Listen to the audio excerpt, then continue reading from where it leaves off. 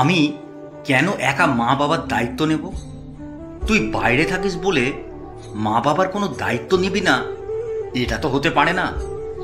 এদিকে মা বাবার সম্পত্তির পাই টু পাই ভাগ নিয়ে রেখেছিস, তাহলে বৃদ্ধ বয়সে মা বাবাকে কেন তুই দেখাশোনা করবি না?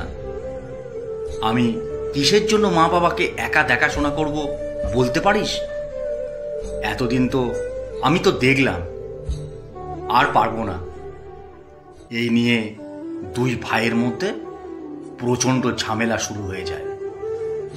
আসলে সতীশবাবুর দুই ছেলে, এক ছেলে কর্মসূত্রে বাইরে থাকেন, আর এক ছেলে বাড়িতে। সতীশবাবু ও তার স্ত্রীকে রাখা নিয়ে দুই ভাইয়ের মধ্যে ঝামেলা। বাদলবাবু সতীশবাবুর বড় ছেলে, উনি বাইরে থাকেন, তাই উনি মা বাবাকে ওনার কাছে রাখতে চান না। আর ইন্দ্রবাবু হলেন সতীশবাবুর ছোট ছেলে, যিনি বাড়িতে থেকেই কাজ করেন, আর মা বাবা ইন্দ্রবাবুর কাছেই থাকেন। কিন্তু সমস্যা হলো ইন্দ্রবাবু মা বাবাকে তার কাছে আর রাখতে চান না, আর বাদলবাবুও চান না মা বাবাকে নিয়ে বিদেশে যেতে। এই নিয়ে দুই ভাইয়ের মধ্যে ঝামেলা। এরকম অবস্থা থেকে সতীশবাবুর স্ত্রী তার বড় ছেলেকে বলেন, তোর কাছে আমি থেকে যাব, আর বাবা ভাইয়ের কাছে থেকে যাবে, তাহলে তো আর কোনো সমস্যা হবে না তোমাদের।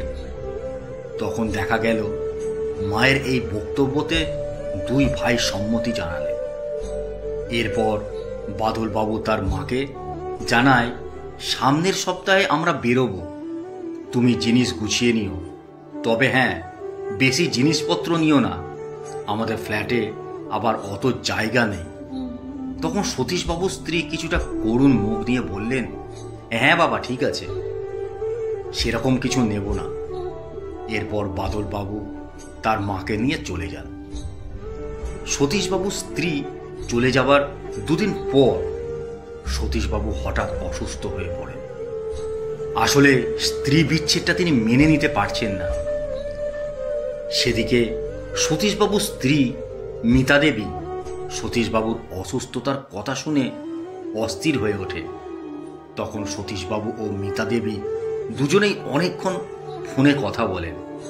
এইভাবে বেশ কিছুদিন চলতে থাকে। এরপর সতীশবাবু আরো অসুস্থ হয়ে পড়েন, কারণ সেভাবে সেবা শুশ্রূষা না পাওয়ায়। তাই সতীশবাবুর অবস্থা খুব খারাপের দিকে চলে যায় এবং সতীশবাবুকে হাসপাতালে ভর্তি করাতে হয়। এই শুনে মিতা দেবী সতীশবাবুর কাছে আসতে চান, কিন্তু বড় ছেলে বাদলবাবু কিছুতেই মাকে আসতে দেন না, কারণ দেশে ফিরতে গেলে প্রচুর খরচ হয়ে যাবে। আর উনি এটাও মনে মনে ভাবলেন, মা চলে গেলে রান্না কে করবে, তাই মাকে দেশে ফিরতে দেন না।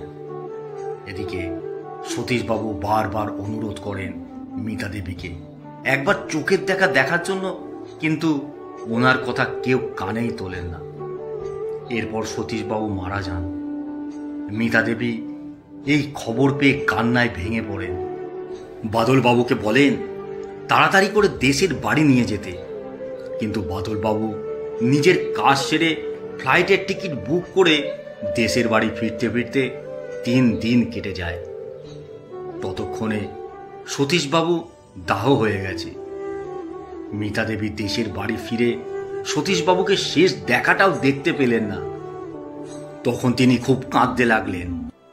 একজন মা বাবা 7 জন সন্তানকে সুস্থভাবে মানুষ করে বড় করে তুলতে পারেন, কিন্তু 7 জন সন্তান মিলে সেই মা বাবাকেই ঠিক মতন দেখাশোনা করতে পারে না, বোঝা মনে করে।